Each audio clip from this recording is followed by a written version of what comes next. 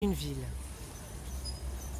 Sur plusieurs hectares, les ateliers de fabrication, où sont assemblés des produits Apple, mais aussi certains gadgets de Hewlett-Packard et Amazon. Il y a aussi ces immenses dortoirs.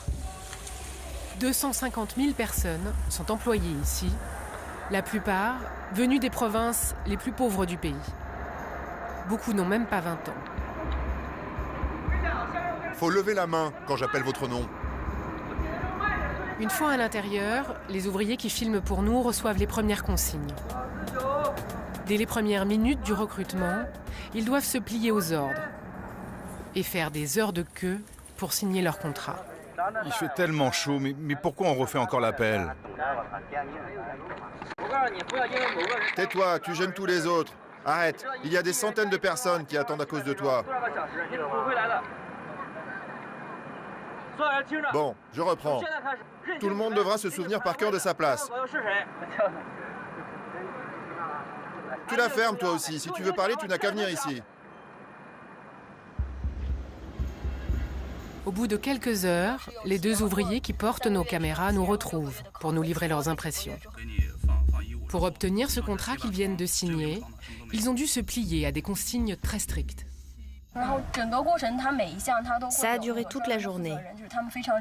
À chaque étape du recrutement, il y a des responsables pour nous donner des ordres, comme à l'armée, en nous parlant assez méchamment.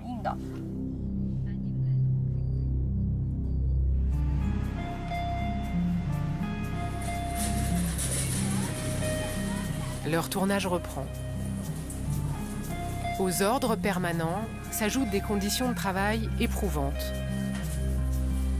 Dès les premiers jours, ils seront affectés au travail de nuit, sur les lignes du contrôle qualité des iPads, dont la production ne s'arrête jamais. Jour et nuit, les milliers de salariés se relaient au vestiaire. Dans ces casiers, ils doivent déposer pour raison de sécurité tout objet métallique. Impossible de filmer plus loin. À l'intérieur, il fait un froid glacial. On n'a pas le droit d'avoir de montre avec nous. Et il n'y a pas d'horloge dans l'atelier. Le temps ne passe pas, c'est désespérant.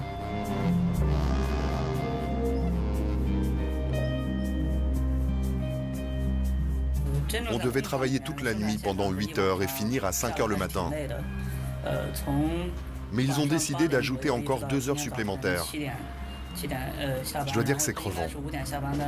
On a eu le droit à une seule pause vers 23 heures. Ce qui est le plus fatigant, c'est de tout le temps répéter le même geste. À ces conditions de travail s'ajoute une vie quotidienne difficile.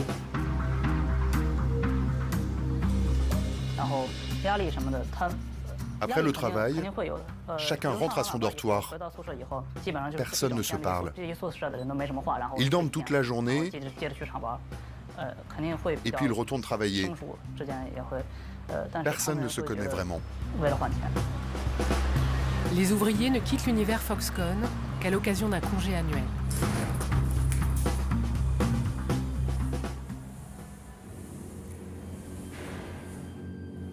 Le reste du temps, ils vivent dans ces immeubles anonymes. S'il est impossible de filmer les lignes de fabrication, voici les images qu'ils ont pu tourner clandestinement dans leur dortoir. Les ouvriers sont logés à 8 par chambre. Des couchages sommaires qui ne permettent aucune intimité. Les ouvriers ne font que s'y croiser et n'ont comme espace commun que ces salles télé.